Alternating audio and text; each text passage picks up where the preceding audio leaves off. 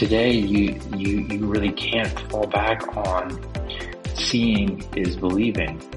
And if your voice or my voice or anybody's voice can be essentially fabricated in a matter of minutes, sometimes even seconds, to the point that you can't tell if you're talking to a real person or not, that becomes a real problem.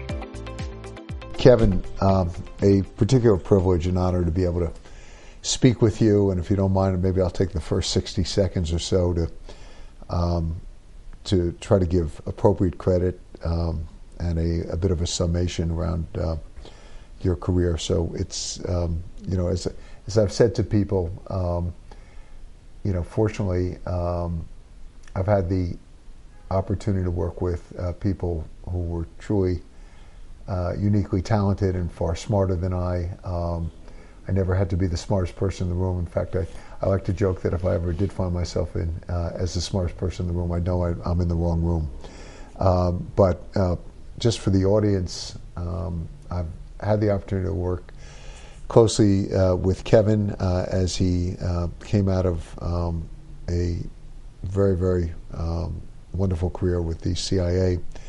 Worked together at Goldman Sachs, where Kevin helped lead the cybersecurity efforts inside Goldman across a wide range of businesses and obviously threat vectors.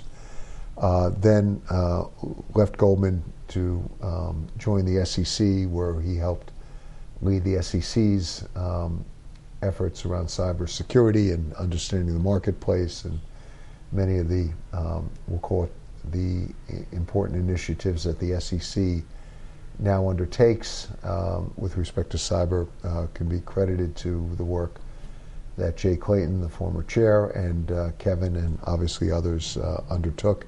Then a terrific tenure at E&Y, where helped stand up one of their practices, and for just about 2 years, right, Kevin, if I remember correctly? Yes, David. Okay, and has now become the COO of a company called Reality Defender, which is addressing the issue of deepfakes. And Kevin, whether you were in the private sector or the public sector, you very much always continued to do a lot of work in the broad public interest, and obviously work closely, no matter even if you were in the private sector, with government officials to help agencies think about not only what was occurring, but what might occur. And that leads to our topic today. So again, thank you for joining us, and thanks for the work. And we'll get into some of the work of Reality Defender in a moment. But I thought it'd be helpful because very often at RANE, obviously we're trying to advise clients about what's happening in the world today and how to separate the signal from the noise, but no less importantly is the ability to help figure out what might happen next. As one of our clients said, it's so important to understand what might be on the horizon and beyond the horizon. And so it's sort of with that theme that I'm very fortunate to be able to speak with you on a topic that you have been focused on for quite some time, and now we're truly leaning in. Let me start with a question for the audience, just so we can level set this. Can you define the term deepfake, and what are deepfakes? David, first of all, let me just say thank you for taking the opportunity to spend some time with me today, and it's just always a great honor and a pleasure. Every time we speak, I learn something from you and your colleagues. So thank you for the invitation and being a part of this podcast. So deepfakes mean a lot of things to a lot of different people, but basically it's artificial intelligence generated media that depicts made-up events, and frequently quite realistically and increasingly realistic as the technology and the capabilities evolve. I don't know if there's a really an agreed upon definition, but it, most frequently refers to fabricated video or audio or images, sometimes images of people that are made up and don't exist, or people that are saying or doing something that they never said or did. And this technology that's used to create deepfakes is a method called deep learning. It relies upon a complex computing system called a deep neural network, loosely modeled on biological brains. Basically, what happens is the network ingests training data, samples of your voice or your picture or your actions, and then applies an algorithm that then creates patterns from this data, and it's the use of those patterns that then generate this new synthetic representation of a individual's face or voice. And so you probably have seen various applications, and they're pretty common these days. Just about any iPhone or Android phone, years and years old, you can create your own deepfake video. And oftentimes that involves like a face swap. You transpose your face or someone else's face upon the body or the features of someone else. And, for the most part, they can be fun and kind of interesting.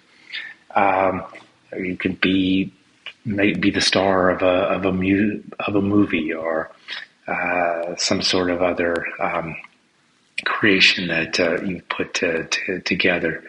But there's obviously also the sinister side of this. If you can create things that don't exist, you can use it to, take pictures, and there have been examples of, people taking celebrities and photos of celebrities and putting them on inappropriate pictures, or they can be used by criminals to fake someone's voice and carry out misdeeds of one sort or another. So that's where I think the problem becomes. How you use deepfakes, or how deepfakes are used, and what kind of a threat that poses to companies, to organizations, to society in general. Because if you can't tell the truth from something that's false, there creates some real dangers there. So great overview, and I want to share a little bit of our past, Kevin, and our continuing work, which is you have been very, very focused on the theme of simplification around cyber, simplifying the understanding of what the issues are, simplifying the assessments of the risks, simplifying solutions for mitigation, detection, response, etc. And so I want to, apply a bit of, that very lens to this term deepfakes. And I'm not sure who came up with the term. It doesn't matter. It's now the accepted term. But essentially, for the purpose of this audience, what Kevin is describing is the next iteration, the next, we'll call it disruptive technology in we'll call it the sort of information wars or the information landscape by which people will understand the world, or can understand the world, will drive decisions, drive opinions, and how potentially the search for the truth can be made that much more difficult to sort of separate what is real and what is not. And having learned and written and worked with Kevin, I want to sort of remind people of a theme that may be redundant for the audience that's followed a number of these podcasts. But basically, the crimes that are being committed through the digital world, cyber world, are not new crimes. Just the opposite. They go back to I like to say, the days of the Bible. Whether it's fraud, theft, extortion, blackmail, sabotage, disinformation campaigns, issues involving what I'll refer to as ransom. In this case, data and proprietary information. And all these things are well-known crimes, and indeed the groups that are committing them are at least generically familiar to us from the days of the Bible. They're individual actors, they're small groups of people, larger groups, larger organized groups, and obviously state actors and the people who are working on behalf of state actors and the sponsors.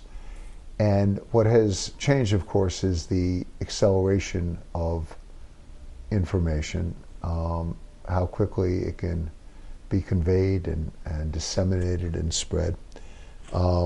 Analog, I was reminded by my son who did a research paper for, he was a history major, but just on propaganda during World War I. There was a time when very provocative leaflets about all sorts of outrageous wartime criminal activity was conveyed to people and to soldiers of the other side by dropping leaflets out of airplanes. Obviously, that's not how information is conveyed these days. And we've gone through a very, very difficult period of where terms like fake news, fake information, people seeing things and not being able to separate what I'll refer to, or not having the tools, and also because of the way information gets posted, there's no curation or censorship around this stuff, but it's out there. And so, Kevin, is it fair to say that what you are describing is really the next frontier, the next iteration, the next level of sophistication around information and images and videos, and how people will begin or may begin to see the world, understand the world, get their news, form their opinions, and obviously drive decision making? Yes, David. Going back to something you said a little bit ago, this is really about disinformation, and disinformation, started in biblical times, or maybe even before that. Organizations, nation states, individuals have used disinformation to their advantage since the beginning of time, actually. And this is kind of just a higher order of that. When I was at the Securities and Exchange Commission, we were beginning to become concerned about fake news and the ability of individuals or criminal groups or nation states to use fake news to alter markets, to disrupt, the economy, to just throw into question everything that people believe. And it wasn't hard. It's not hard to use information disinformation or fake news to destroy somebody's reputation or destroy a particular brand, or people call into question the faith of the financial system. And so that's kind of where I became especially interested in this whole notion of fake news, and how easy it is to actually conduct those kinds of activities. And deepfakes are just another iteration of that, maybe at a higher level. a subset of fake news, disinformation, and it does take it to a higher level. You know, in the past, we kind of all fell back on seeing is believing, and if you could, see it, then it must be true. In the case of deep fakes, they kind of take that away from society. Seeing is not necessarily believing. It could be completely fabricated. And there's a website, the one that I'm most familiar with is thispersondoesnotexist.com, and you go to that website and you click on the image, and it turns into another image, and it looks like a real person. And it passes many of the liveness tests that exist today to verify the authenticity of a person's image. But it's completely fabricated. The person doesn't exist. And so today you really can't fall back on seeing is believing. And, I know from some of my past experiences that oftentimes organizations relied upon, or people rely upon, well, I talked to David, or I talked to John, or I talked to this person, and they told me to do this kind of, take this action, or verify this transaction, or what have you. And if your voice or my voice or anybody's voice can be essentially fabricated in a matter of minutes, sometimes even seconds, to the point that you can't tell if you're talking to a real person or not, that becomes a real problem. And so now we're in a situation where hearing and seeing, you can't believe it, which I think that puts us in a very strange kind of situation, and potentially a very scary scenario going forward. So I want to frame this because I think this is an important message. People, obviously the continuing loss of trust in our institutions, whether our news institutions or institutions of government, schools, businesses, etc., is well documented. And there's a human, what I'm hearing you say, Kevin, is it is human nature to want to see something and hear something before you believe it. Or when you hear it and you see it, you really believe it. And so the Chinese proverb about a picture being worth 1,000 words, I'm hearing you say, if that is the case, a video is got to be worth exponentially more than 1,000 words. And I find it somewhat ironic, apropos, your comment. There's a quote that's often attributed to Mark Twain, but it's now been debunked, and I think it was also attributed to Churchill and Jefferson and a few other people, ironically, about a lie being able to travel halfway around the world before the truth puts on its shoes, or something to that effect. But that's basically, that's basically the problem that you're framing it. And what I'm hearing you say is technology is already at the point where it is impossible for the average person to discern whether they're looking at something that is actual or that has been created. And if we are at that state, then the opportunities for people to create, and I'll use the word spread, disinformation, misinformation, is infinite. And particularly because we simultaneously now have these platforms. There was, again, I love to go back to the analog world with you, Kevin, where there were only 5 or 6 channels on TV and a certain number of radio stations, and they were all licensed, and the licenses went up for renewal. And obviously there were rules about newspapers and publishing. But in those days, there were only limited ways, other than rumors, word of mouth, political leaflets, and things like that, by which disinformation can spread. But in the meantime, now we have these truly global platforms and instantaneous communications and obviously devices that we not only have in our homes, but that we carry with us through which we receive information. And that's basically sort of where we are right now, and that's, I'll call it the issue that you're framing. Yes, and I might even say that it's worse than that, because there's been actually studies that have been conducted that suggest that if someone sees a deep fake or an AI generated image or video, they're more inclined to believe the AI created version than they are the actual real version. So that begins to present some problems. But beyond the case of you can't prove that this, or you have trouble proving that this is fake, the reverse is also true. So you have to prove that true is true and fake is fake. And if you can't tell the difference, then if I do something wrong or I commit some act, and I can then just say I didn't do it.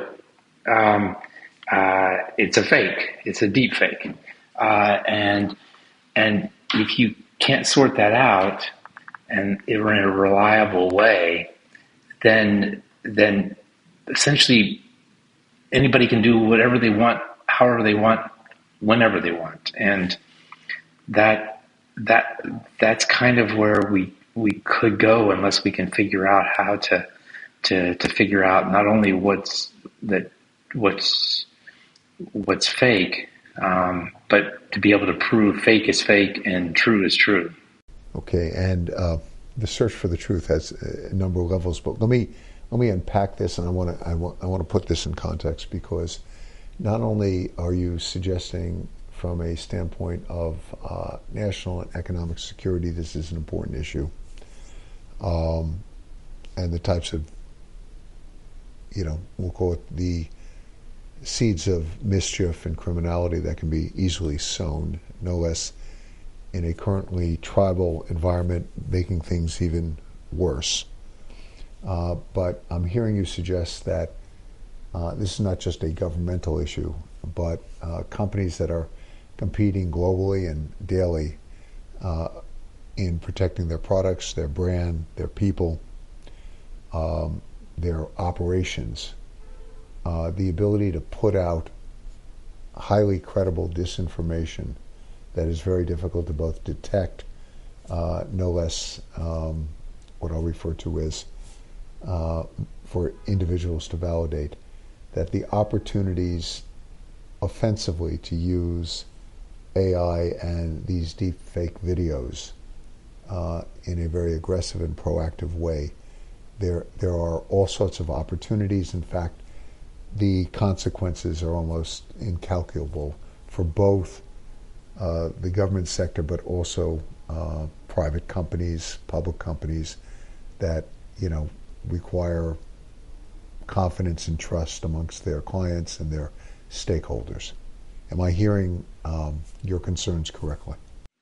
Yes, I think deepfakes present, again, it's a higher level of disinformation, fake news, whatever term you want to use there. And I think, up until recently, threat actors didn't have the sustained capability to essentially use AI, machine learning to commit, acts that they wanted to carry out from a criminal nature. Okay, and so, but now these tools are pretty readily available, and with a little bit of knowledge and technical capabilities or understanding, the average person can do it. And some of the apps make it so easy that really anybody with a 10-year-old phone can create very, very realistic and deepfakes. And I think we're just now starting to see how these deepfakes can be used for nefarious purposes. Now, there are plenty of benefits to this technology as well. Hollywood uses it pretty extensively, and we're all entertained by the creativity that comes out of the entertainment industry, and the creation of avatars and so forth. The potential there for positive use is pretty significant. So the technology is not going to go away, but at the same time, we've got to find ways to understand and know what is real and what isn't, so that we can protect companies, that may fall victim to a kind of a deep fake or a fake news attack that damages their reputation, or that assists the help desk personnel in knowing that the person that they're speaking to is actually a real person, preventing fraud that could be conducted by a particular actor that impersonates the CEO's voice and asks for a wire transfer to an account that doesn't belong to anybody but the threat actors. And there actually have been cases where that's happened. There was one CEO in a UK energy company that lost $243,000 because he thought his boss was asking for a wire transfer. And then you have people that can just ruin your reputation for whatever reason by taking your image and putting it on some questionable material or questionable activity, and then you can use influencers to make it even bigger than it already is. So there's lots of not so good uses for this technology as well. In addition to the whole notion of figuring out from a democratic perspective what's real and what isn't. Yeah. So again, I'm going to connect to the analog world so people can hopefully get a sense of what technology is building upon, what the foundation is. And so I believe, in recent elections, there have been all sorts of videos released about candidates. I'm not going to get into a partisan discussion here, but candidates that have put into question whether they were drunk and disorderly, whether their mental acuity became an issue, whether somebody potentially had suffered a stroke, needed help, or whatever. And that was more, I guess, Kevin, more the traditional photoshopping type of thing, not advanced AI and where we are with deepfakes. From a Hollywood standpoint, and look, Facebook is now Meta, and a whole Meta world is being created, and all this technology will be fun and entertaining and engaging and all that stuff. And for those of you who, I don't want to date myself, but the movie Forrest Gump with Tom Hanks, there were numerous scenes where the character played by Tom Hanks is playing ping pong in China, is getting an award, I think, from Lyndon Johnson, and other situations that amazed and audiences and made them appreciate the movie even more. So it's sort of that kind of foundation, Kevin, that these deepfakes are building upon, and the ability to place people, have them say things that they haven't been saying and things like that. And so recognizing the positive things, there are clearly a number of negative things that one has to think through.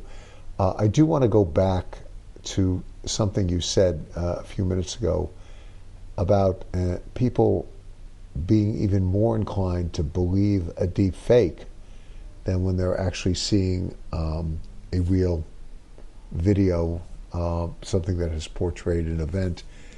And I'm reminded of the classic movie Rashomon by the Japanese director Kurosawa, in which different people witness the same event, but walk away with very, very different impressions of what they have seen, all of which are actually plausible.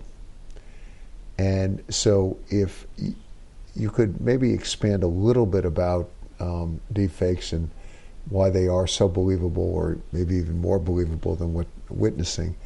And I want to remind people, we'll have some subsequent conversations with Kevin about this, but no less important is our legal system, whether criminal courts or civil courts, that often heavily rely on evidence that the only evidence, while they know, people take the stand and they get cross-examined, very often the evidence they rely upon in returning a verdict, whether, again, in a criminal case or a civil case, are the videos and what supposedly people have taken, and the ability to know what sort of juries and courts can count on, no less what we as consumers of news and information can count on, is also implicated by the issues that Kevin is raising. But anyway, Kevin, just go back to that statement, which I thought was pretty profound, about sort of deepfakes being more believable than seeing the actual photo or actual video. So I don't know that I have a really good explanation for why that is the case. The technology has advanced and continues to evolve in a way that makes it, very, very believable. And sometimes we as human beings, believe what we want to believe, and even if in some cases we know that it's not.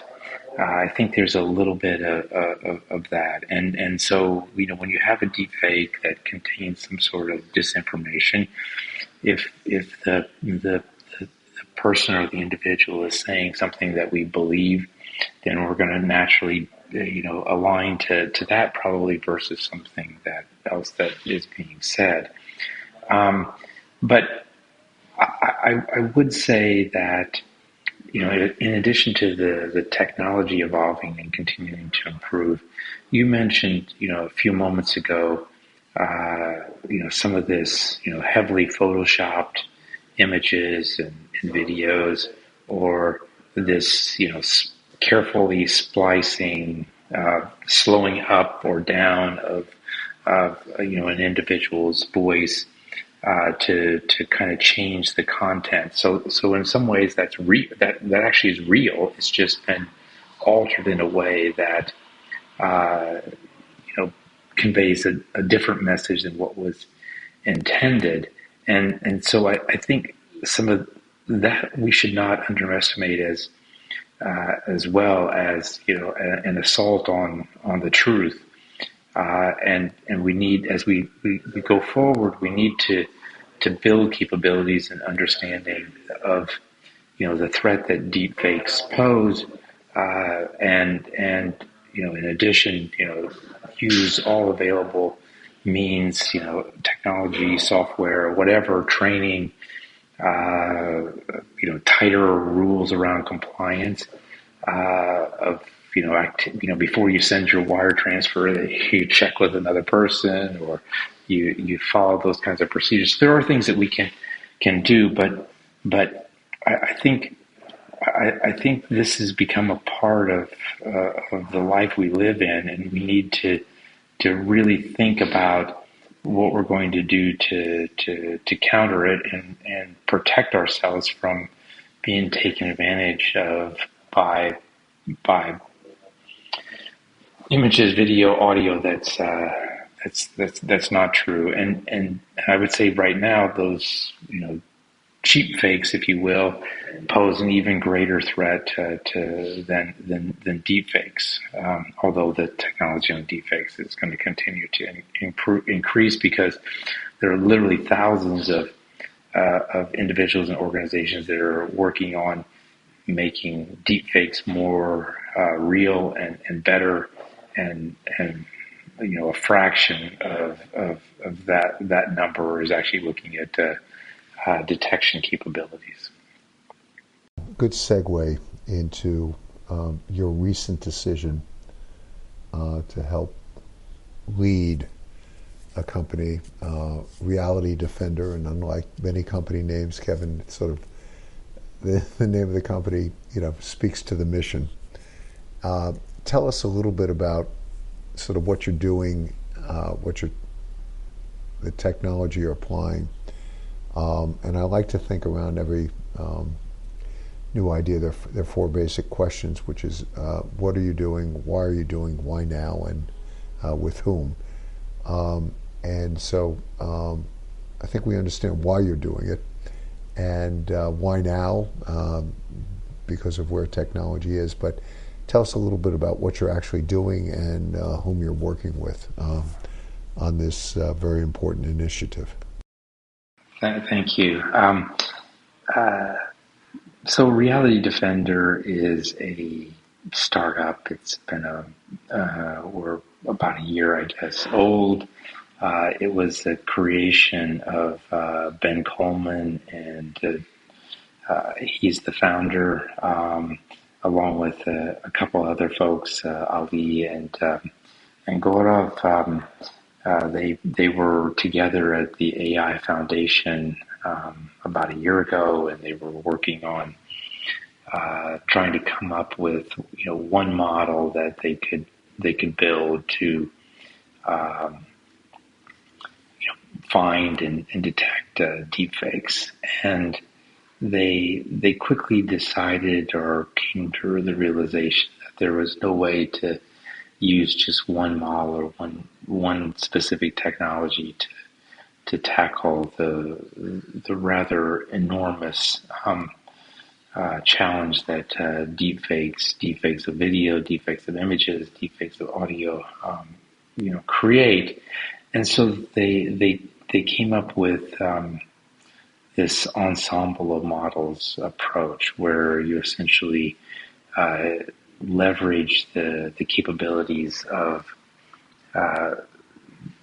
the worldwide community, if you will, but researchers around the globe that are working on deepfake detections, and try to bring in as many of those models that exist together, so that we could tackle the problem of deepfakes in a more robust and comprehensive way.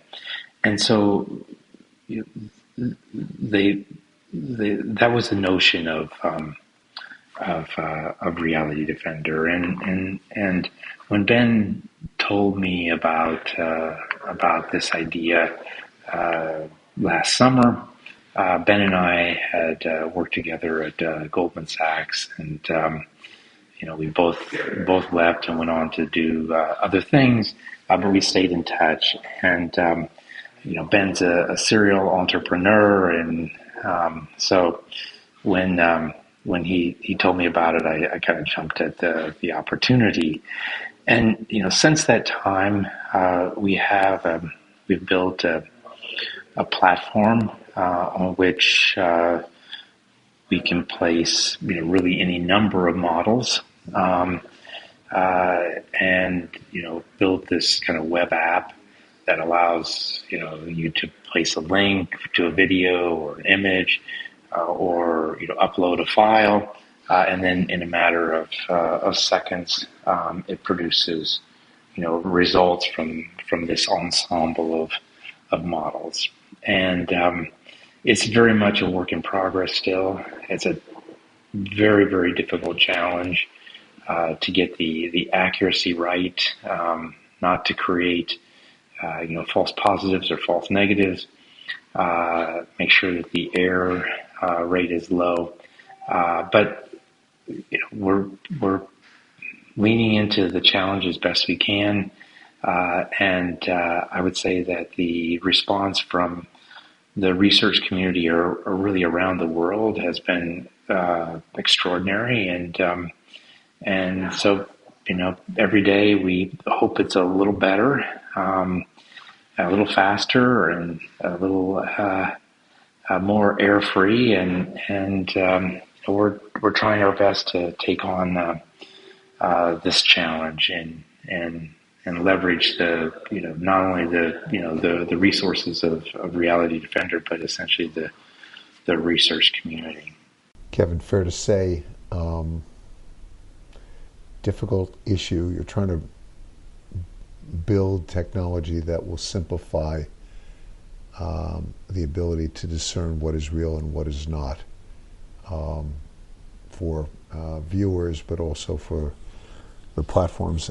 Amongst the most difficult challenges, of course, and you can read this in the headlines on a daily basis, that companies like Facebook and Twitter and obviously the Google with its YouTube platform is about whose information gets out there, and how do you protect consumers, and how do you ensure that we'll call it false information is not being propagated and criminal activity is not being facilitated. And so I just sort of applaud the effort, and hopefully you can keep us abreast as you do make progress. I will note also that part of your model, as I've worked with you, has always been a broad collaboration. So the ability to take in what I'll refer to as the expertise of others and ideas and import technology for the greater good. Sounds like that's no less a part of Reality Defender's model, Kevin. Yeah, yes, it is. And I think it's a pretty small community right now still of people that are working on this particular problem. And we know most of them now. We have pretty regular communications with other companies that are working this problem, and I think generally there's a desire across the spectrum to cooperate and collaborate, because I just think that there's so much room for improvement, and the challenge only gets harder as we go forward. I mean, I think one of the most frustrating aspects of all this is that you could have solved the problem today with a particular model that gives you the accuracy that you want, and then the actors make a change or take a slightly different approach, and then the models don't work anymore. And so you constantly have to be tuning them. You have to be looking for the newest technology or the capability that will allow you to continue to detect deepfakes. And so we really need everybody to participate in this. And I think there are plenty of things that each of us can do ourselves personally to protect our organizations, our personal interest, and just, if nothing else, be aware of the problem and be conscious that that could be a deep fake, or that particular voice could be false, and just make sure that you're constantly thinking about is it real or is it fake? Kevin, I want to thank you again for jumping on this podcast and obviously jumping into this issue, which has profound implications for all of us as citizens. And I don't care whether you're leading a government agency or corporation, whether you're a consumer or provider of news and information platform hosting it. This really is a shared risk that we all have and that we all need to own. And lest we need a more immediate reminder of why this is important, everything that's going on right now in the Ukraine, yes, there's a military conflict, but there's also an information war. And for those people who are following this, people in Russia are consuming information very differently than the people in the Ukraine, very differently than the people in the West. And there's a narrative that's being told to around the world that, is, I'll call it almost completely in opposition to each other. There's nothing nuanced about the war, the stakes, the reasons for it, and what is occurring. And a fair amount of disinformation has surfaced. So the important role that truly good journalism plays, but obviously, technology has become more and more disruptive around journalism, as we know. So I think it's a very immediate and hopefully very understandable reminder of why the work you're doing, Kevin, and the work that other people have and will be doing around this issue is of really fundamental importance. So again, thank you for your time, and thanks for the continued effort. Look forward to an additional conversation or two.